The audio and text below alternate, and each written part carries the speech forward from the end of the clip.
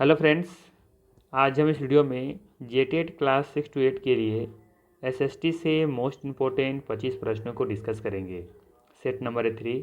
इससे पहले ऑलरेडी हमने 2 सेट करा रखा है, उसका लिंक डिस्क्रिप्शन में दिया हुआ या फिर प्लेलिस्ट में जाकर आप चेकआउट कर सकते हैं। मेरी गारंटी है इतिहास में जितना पढ़ा दे रहे हैं उससे बाहर क्वेश्चंस नहीं आएंगे। अगर मेरा वीडियो पार्ट बाय पार्ट देखते हैं, समझ कर देखते हैं, तो आपको निश्चित ही सफलता मिलेगी। तो चलिए शुरू करते हैं आज का टेस्ट। कंटिन्यू करेंगे। हम लोग 50 क्वेश्चन तो देख लिए थे, 51 नंबर हम लोग आज शुरू करेंगे। ठीक है, चलिए देखते हैं आज का पहला सवाल क्या है। पहला सवाल है यहाँ पे, अनुव्रत सिद्धांत का प्रतिपादन किया था। अनुव्रत सिद्धांत का प्रतिपादन किया था, किसने किया था? महायान बौद्ध संप्रदाय ने, या फिर हीनयान बौद्ध संप्रदाय ने, या फिर जैन धर्म ने, या फिर लोकायत शाखा ने। सही आंसर हो जाएगा यहाँ पे आपका ऑप्शन नंबर सी, जैन धर्म ने। ठीक है, जैन धर्म ने ही अनुव्रत सिद्धांत का प्रतिपादन किया था। ध्यान रखिएगा कि महावीर के अनुसार अनुव्रत 5 होते हैं। कितने होते हैं?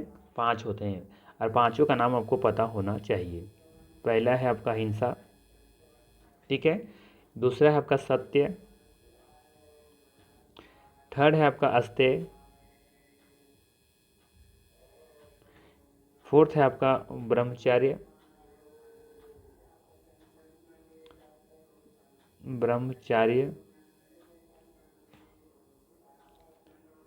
ठीक है, और चौथा है आपका अपरिग्रह। ठीक है, तो ये पांचों का नाम आपको याद रखना है। फर्स्ट है हिंसा, सेकेंड सत्य, तीसरा है आपका अस्तेय, चौथा है आपका ब्रह्मचर्य, और पांचवा है आपका अपरिग्रह। अनुव्रत सिद्धांत के अनुसार देखेंगे कि 5 सिद्धांत हैं, और ये 5 सिद्धांत का नाम आपको पता होना चाहिए। ठीक है, और इसका प्रतिपादन किसने किया था? तो जैन धर्म ने किया था। ठीक, चलिए आगे देखते हैं। अगला सवाल है यहाँ पे, प्रारंभिक जैन साहित्य निम्नलिखित में से किस भाषा में लिखे गए?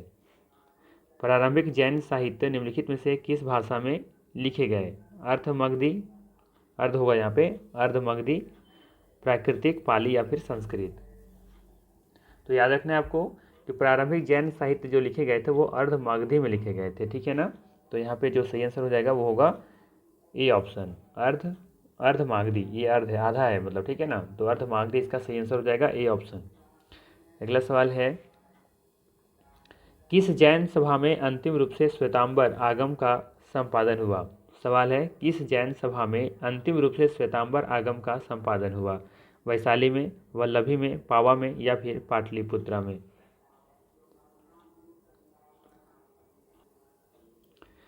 सही आंसर होगा यहाँ पे पाटलिपुत्र। ठीक है, ध्यान रखिएगा, पाटलिपुत्र इसका सही आंसर है। ध्यान रखिएगा कि समय प्रथम जैन संगीति का आयोजन 300 ईसा पूर्व में हुआ था। ठीक है, शासनकाल के बारे में बात करें तो यह सभी जो जितने सभा हुए वो सभी चंद्रगुप्त मौर्य काल में हुई थी, और ये कहाँ पे हुआ था? ये पाटलिपुत्र में हुआ था। ठीक है, प्रथम जैन संगति। ठीक है, इसके बात करें अध्यक्ष के बारे में, तो इसके अध्यक्ष जो थे वो थे अस्तुलभद्र। कौन थे? अस्तुलभद्र थे इसके अध्यक्ष।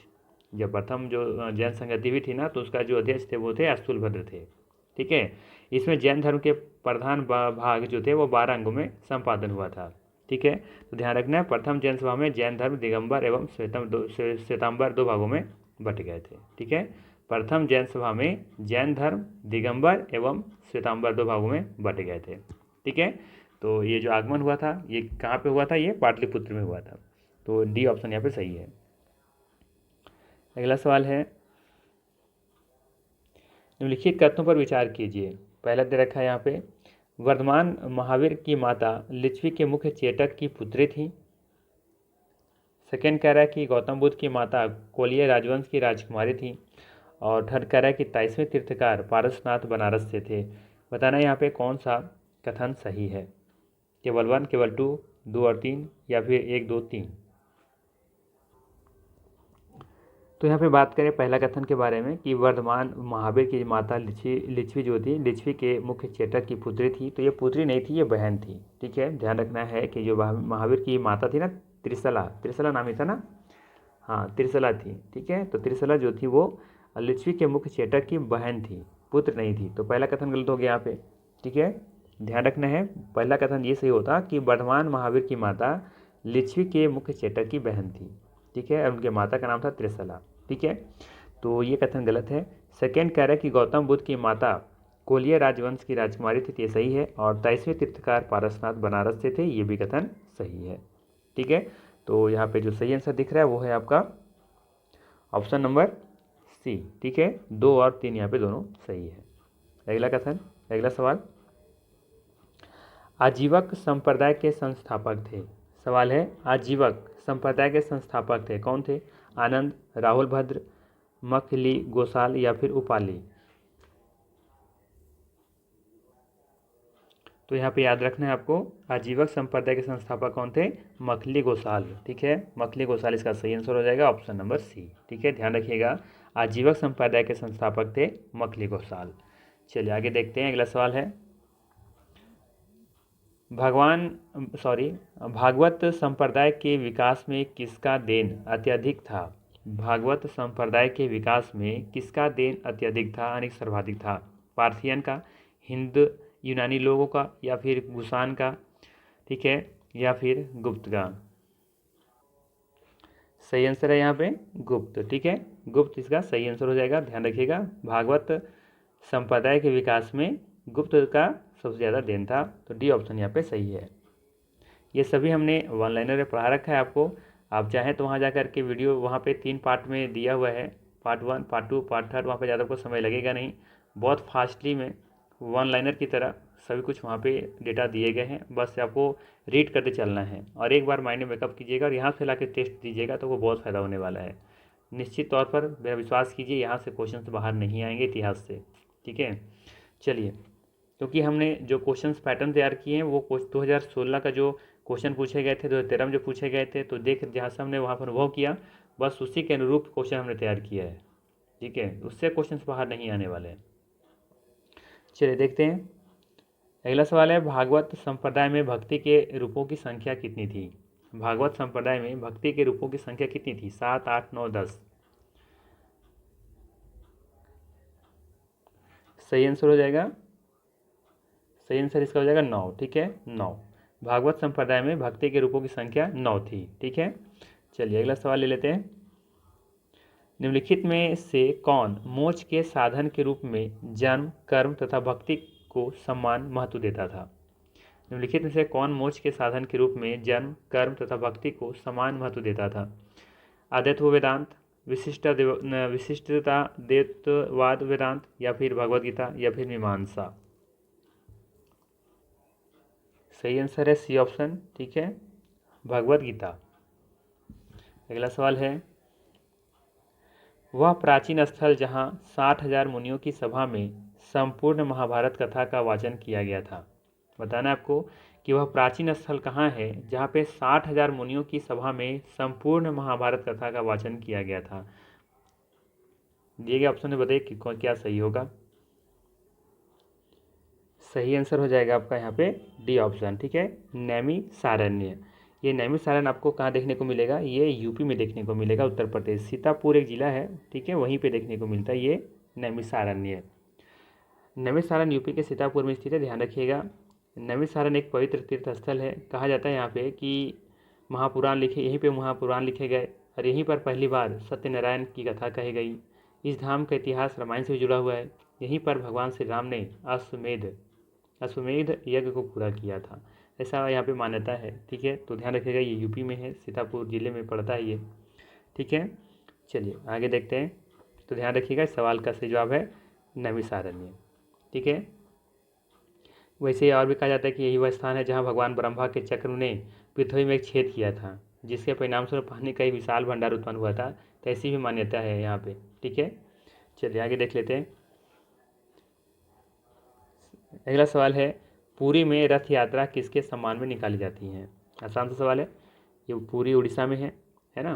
तो बताना है आपको कि रथ यात्रा किसके सम्मान में निकाली जाती है? भगवान राम के, भगवान विष्णु के, भगवान जगन्नाथ के, या फिर भगवान शिव के?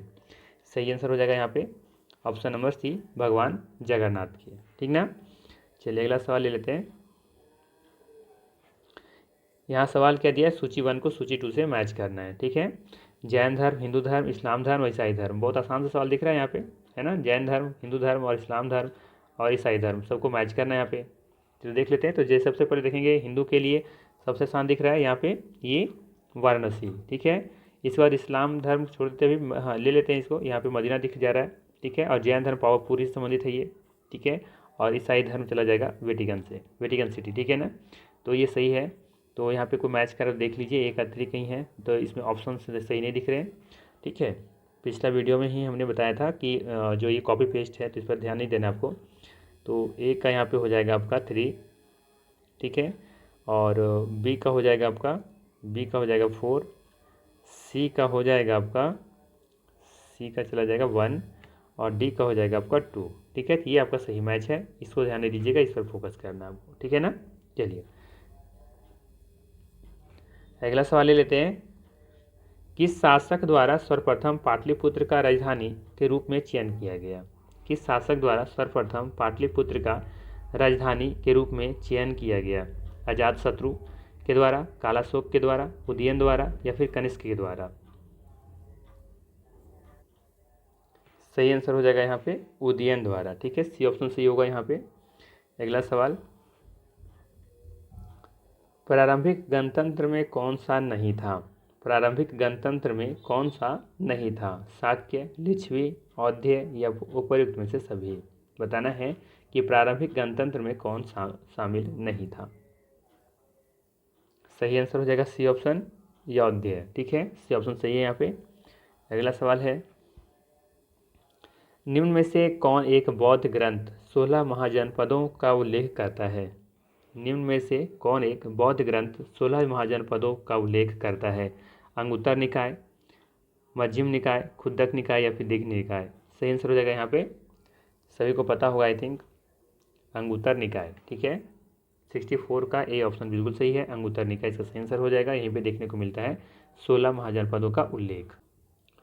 अगला सवाल है, मगध के किस प्रारंभिक शासक ने राज्यारोहण के लिए अपने पिता की हत्या की एवं स्वयं इसी कारणवश अपने पुत्र द्वारा मारा गया? ठीक है, सवाल समझ में आ रहा है ना। पूछ रहा है मगध के किस प्रारंभिक शासक ने राज्यारोहण के लिए अपने पिता की हत्या की और एवं स्वयं इसी कारणवश अपने पुत्र के द्वारा मारा जाता है? कौन है ये? बिम्बिसार, अजातशत्रु, उदयन, या फिर नागदत्तक?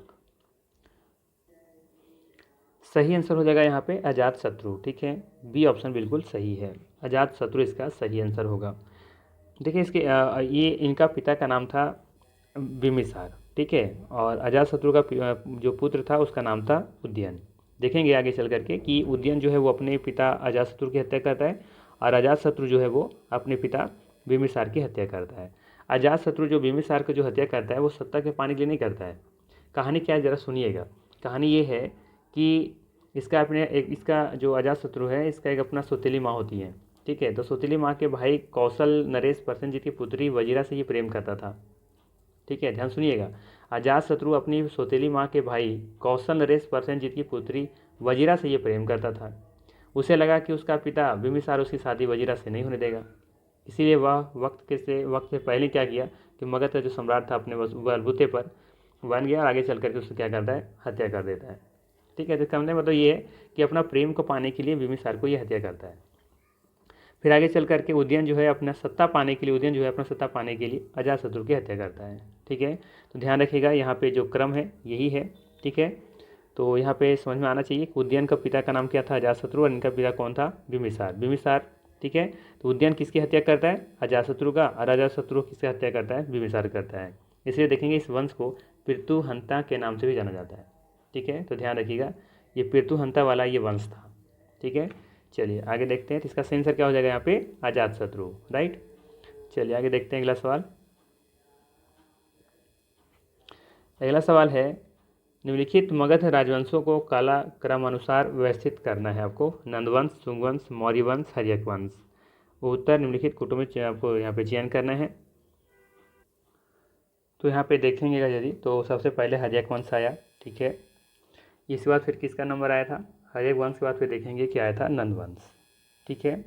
इसके बाद फिर कौन आया, इसके बाद फिर आया था मौर्य वंश, ठीक है। कौन आया था, मौर्य वंश। इसके बाद अंत में आया शुंगवंश, ठीक है। तो क्रम देख लीजिए क्या होगा, 4 4 1 2 3, 4 1 3 2, 4 1 1 हो जाएगा इधर, 3 2, ठीक है ना। तो बी ऑप्शन यहाँ पे सही दिख रहा है, ठीक है। तो ध्यान रखिएगा बी ऑप्शन यहाँ पे सही होगा। अगला सवाल है, इधर दिया हुआ है जनपद का नाम दिया हुआ है, ठीक है, इधर दिया हुआ है राजधानी। मिल मैच कर रहे हैं हम लोग को। कुरु है, पंचाल है, कौशल है, वत्स्य है। तो सबसे पहले देखेंगे लोग कुरु के बारे में। तो इसकी राजधानी कहाँ थी? इंद्रप्रस्थ थी, ठीक है। इस पंचाल की जो राजधानी थी वो अहिच्छत्र थी, ठीक है। और कौशल का राजधानी कौशाम्बी और वत्स का साकेत, ठीक है। थोड़ा सा यहाँ पे त्रुटि है, कौशल का हो जाएगा आपका, कौशल का होना चाहिए आपका यहाँ पे साकेत, ठीक है ना। और वत्स का क्या हो जाएगा? वत्स का हो जाएगा आपका कौशाम्बी, ठीक है। तो ये सही मैच हुआ। तो यहाँ पे देखेंगे जो सही आंसर दिख रहा है ऑप्शन नंबर बी के साथ, ठीक है। चलिए आगे देख लेते हैं अगला सवाल क्या है। सवाल पूछ रहा है यहाँ पे, निम्नांकित कथनों पर विचार कीजिए। पहला दे रखा है कि लगभग 2 वर्ष के अभियान के पश्चात सिकंदर महान ने 325 ईसा पूर्व में भारत छोड़ दिया। इसका रीजन बताया जा रहा है कि वह चंद्रगुप्त मौर्य से पराजित हुआ था। बताना है यहाँ पे सही कूट का उत्तर का चयन करना है। तो पहला ऑप्शन यहाँ पे सही दिख रहा है कि लगभग 2 वर्ष के अभियान के पश्चात सिकंदर महान ने 325 ईसा पूर्व भारत छोड़ दिया था, ठीक है, ये सही है। रीजन यहाँ पे गलत है कि वह चंद्रगुप्त मौर्य से पराजित हुआ था। तो ये कथन सही दिख रहा है यहाँ पे, तो ये सही है, परंतु आर यहाँ पे गलत हो जाएगा। अगला सवाल है, भारत में सिकंदर की सफलता निम्न कारणों से थी। भारत में सिकंदर की सफलता किस कारण से थी ये आपको बताना है। पहला है कि उस समय भारत में कोई केंद्रीय सत्ता नहीं थी। सेकेंड कह रहा है कि उसकी फौज बेहतर थी। तीसरा कह रहा है कि उसे देशद्रोही शासकों से सहायता मिली। और फोर्थ ऑप्शन कह रहा है कि वह एक अच्छा प्रशासक था। क्या कारण था कि भारत में सिकंदर को सफलता मिली थी? तो यहाँ पे देखेंगे कि पहला जो कथन है बिल्कुल सही है कि उस समय भारत में कोई केंद्रीय सत्ता नहीं थी, ठीक है, कोई एक सेंट्रलाइज जैसा कोई सत्ता हो ऐसा कुछ भी था नहीं उस समय, ये कथन सही है। उसके बाद है कि उसकी फ़ौज बेहतर थी, ये भी सही है। उसके बाद वो अच्छा खासा फौज बना के रखा था, तो ये सही है। उसे देशद्रोही शासकों से सहायता मिली, ये तो बिल्कुल सही है कि उसे देशद्रोही शासकों से सहायता मिली। अगर सभी मिल करके रहते तो शायद सिकंदर यहाँ पर कुछ नहीं कर पाता, लेकिन उसे देशद्रोही शासकों से सहायता मिल गई। वह एक अच्छा प्रशासक था, ये हम नहीं कह सकते कि वह एक अच्छा प्रशासक था, ठीक है। इन 3 जो वजह थे जिसकी वजह से भारत में देखेंगे उसको सफलता मिलती है। तो यहाँ पे 1 2 3 बिल्कुल सही हो जाएगा, ऑप्शन नंबर बी, ठीक है, 1 2 3 सही है यहाँ पे। अगला सवाल है, प्रथम भारतीय साम्राज्य स्थापित किया गया था कनिष्क के द्वारा, हर्ष द्वारा, चंद्रगुप्त मौर्य के द्वारा या फिर समुद्रगुप्त के द्वारा?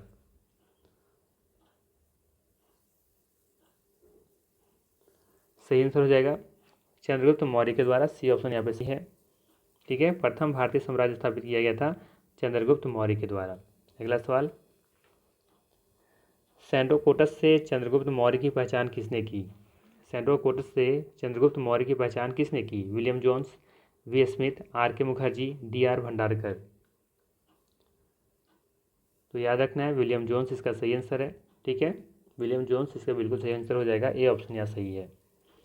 अगला सवाल है, कौटिल्य का अर्थशास्त्र है एक, क्या है कौटिल्य का अर्थशास्त्र? चंद्रगुप्त मौर्य के संबंध में नाटक है, आत्मकथा है, या फिर चंद्रगुप्त मौर्य का इतिहास है, या फिर शासन के सिद्धांतों की पुस्तक है ये? तो याद रखना यहाँ पे कि जो इकोनॉमिक्स है, जो ये आपका अर्थशास्त्र है, ये क्या है? ये है आपका एक शासन के सिद्धांतों का पुस्तक, ठीक है, शासन के सिद्धांतों की एक पुस्तक है ये अर्थशास्त्र, जो कौटिल्य ने लिखा है। अगला है, बुलंदी बाग प्राचीन स्थान था। सवाल है कि बुलंदी बाग प्राचीन स्थान था, कहाँ का था? कपिलवस्तु का, पाटलिपुत्र का, या फिर अवस्थी का, या फिर वाराणसी का? तो याद रखना है बुलंदी बाग प्राचीन स्थल था ये पाटलिपुत्र का, ठीक है, जो आपकी अब जो पटना के नाम से जाना जाता है, ठीक है। इसका पटना नाम किसने दिया था?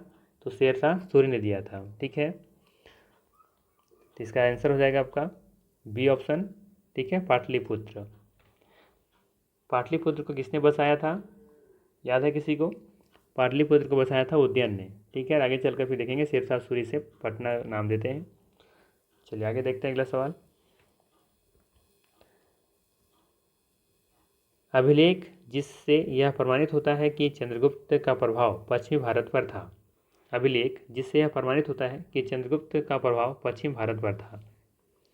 पहला ऑप्शन दे रखा है कलिंग शिलालेख, अशोक का गिरनार शिलालेख, या सी में दिया है रुद्रदामन का जूनागढ़ शिलालेख, या डी में दिया है अशोक का स्वपारा शिलालेख।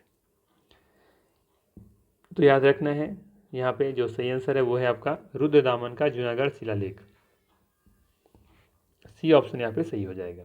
ठीक है, रुद्रदामन का जूनागढ़ शिलालेख में देखेंगे कि इससे प्रमाणित होता है कि चंद्रगुप्त का प्रभाव पश्चिम भारत पर भी था। ठीक है, ये था मोस्ट इंपोर्टेंट 25 MCQ। अगर वीडियो अच्छा लगा तो लाइक ज़रूर कीजिएगा। बाकी मिलते हैं हम लोग फिर नेक्स्ट वीडियो में। ठीक है, उसमें भी हम 50 MCQ करवाएंगे आपको। Thanks for watching.